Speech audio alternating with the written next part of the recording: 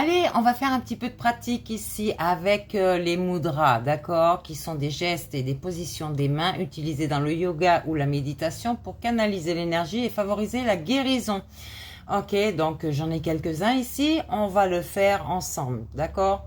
Donc, le mudra de la connaissance, qu'est-ce que c'est? En fait, c'est quelque chose... cette position des doigts là va améliorer la concentration, la mémoire et la sagesse, et ça va aider à stabiliser votre esprit, d'accord?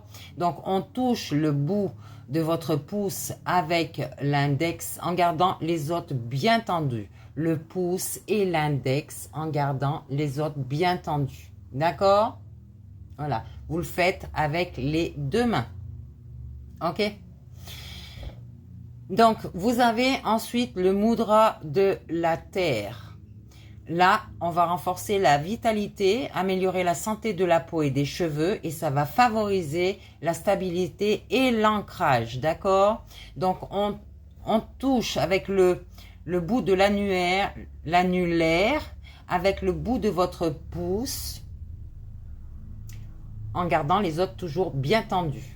Et là, pareil, l'annulaire, le pouce, et on garde les trois autres bien tendus, d'accord? Ensuite, nous avons le mudra de l'air. Alors lui va vous aider à soulager les douleurs liées à l'arthrite, les gaz et les douleurs articulaires. Donc on plie l'index pour toucher la base du pouce, d'accord? Le pouce, on le met dessus l'index et on force un petit peu pour... on appuie doucement, hein, pas brutalement. Donc voilà. Et on garde les trois autres bien tendus aussi. D'accord? Ça, c'est le mudra de l'air. Ensuite, nous avons le mudra de l'énergie. On touche le bout de votre pouce avec le majeur et l'annulaire. Et on garde les autres bien tendus. Bon, moi, avec les ongles, c'est pas évident. Je pense qu'il y en a d'autres qui vont être dans le même cas que moi. Voilà. Mais il faut bien que les autres soient tendus toujours en haut. Généralement, en méditation, vous êtes comme ça. D'accord? Donc ici, on a le mudra de l'énergie. On favorise la désintoxication. On améliore la digestion et on aide à éliminer les toxines du corps. D'accord? Ensuite, on a le mudra de la vie. Alors ici, on va augmenter carrément la vitalité. On va renforcer le système immunitaire et améliorer la vue. D'accord? Donc, on touche le bout du pouce avec votre annulaire et votre petit doigt en tendant les deux autres doigts. C'est pas vous, je sais pas si vous le verrez bien. Donc voilà, le majeur et mais non, attends. Voilà, le majeur et l'annulaire. Mais non. J'ai sauté une ligne, pardon. On touche le bout de votre pouce, donc avec l'annulaire et le petit doigt, et on tend les autres doigts. Excusez-moi. Mais il y en a tellement que... Voilà. Ensuite, donc ça augmente, ce geste-là augmente la vitalité, renforce le système immunitaire et améliore la vue. D'accord? Donc on pratique les mudras entre 5 et 10 minutes, d'accord? De préférence avec une position assise, donc la position de méditation. On respire profondément, lentement pendant la pratique pour maximiser les bienfaits. Et toujours une histoire de régularité. On le fait quotidiennement, j'allais dire, pour avoir des bons résultats. Ok?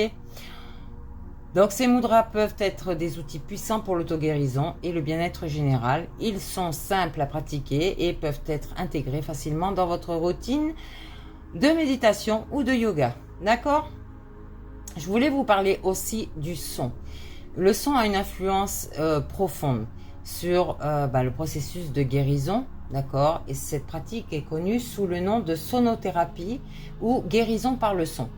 Donc, on a des vibrations et des fréquences, d'accord? Je vous en parlerai plus tard pour les fréquences. Tout dans l'univers est vibration, y compris votre corps. Le son en tant que vibration peut influencer notre état physique, émotionnel et mental. Les fréquences sonores spécifiques peuvent aider à rétablir l'équilibre et l'harmonie dans le corps. Attention les jeunes aux discothèques. Les sons que vous entendez sont très mauvais pour votre corps et votre émotionnel. Ok, attention à ça.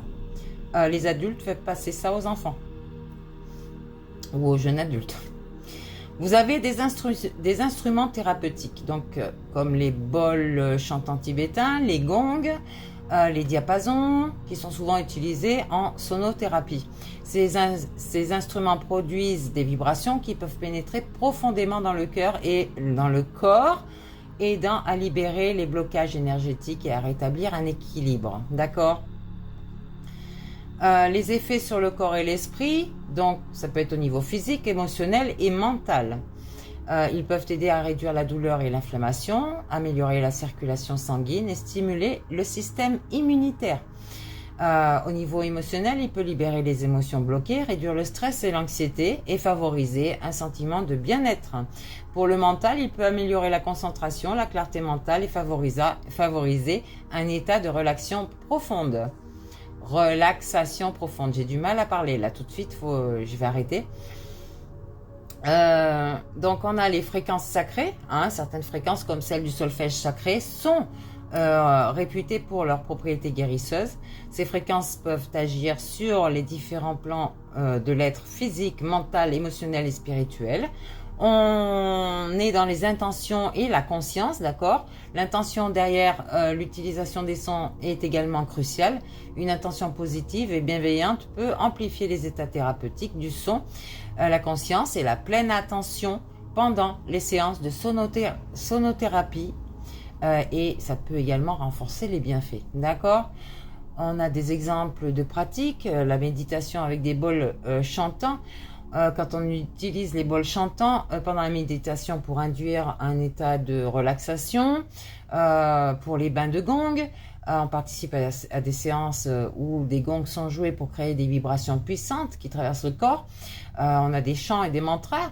Utiliser la voix pour chanter des mantras ou des sons spécifiques qui résonnent avec les chakras et les centres énergétiques du corps.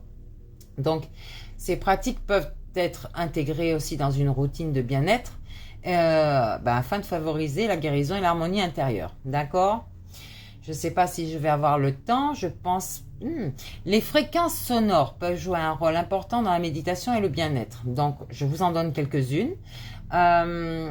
Pour la description, au niveau du 432 Hz, connu sous la fréquence de la nature, elle est souvent liée pour la relaxation et l'harmonie, d'accord ? Pour ses bienfaits, ça aide à réduire le stress, à favoriser la paix intérieure, à améliorer la connexion avec l'univers. Les 528 Hz, surnommés la fréquence de l'amour ou de la guérison, favorisent la régénération des cellules, réparent l'ADN et stimulent les sentiments de paix et d'amour. Pour les 396 Hz, associés à la libération de la peur et de la culpabilité, ça vous aide à libérer les blocages émotionnels et à surmonter les croyances négatives, d'accord? Pour les 417 Hz, connus pour la facilité, le changement et la transformation, ça aide à éliminer les blocages émotionnels et à initier les changements positifs dans la vie. Les 639 Hz, fréquence de la connexion et des relations, d'accord? C'est la fréquence de Tesla. On améliore la communication, on renforce les relations et favorise l'harmonie sociale. Pour les 741 Hz, associés à l'éveil de l'intuition et à l'expression de soi, ça aide à développer l'intuition et à exprimer sa vérité et à purifier l'esprit, d'accord ? Pour les 852 Hz, la fréquence de l'éveil spirituel favorise la connexion avec soi-même et l'éveil spirituel. Je vais vous noter les deux dernières. En fait, on écoute des enregistrements de méditation qui utilisent ces fréquences pour le bien-être, pour l'éveil, pour la concentration, pour plein de choses, d'accord? Et même pour se soigner à l'intérieur de soi. Ok? Allez, je vous fais des bisous, à plus tard.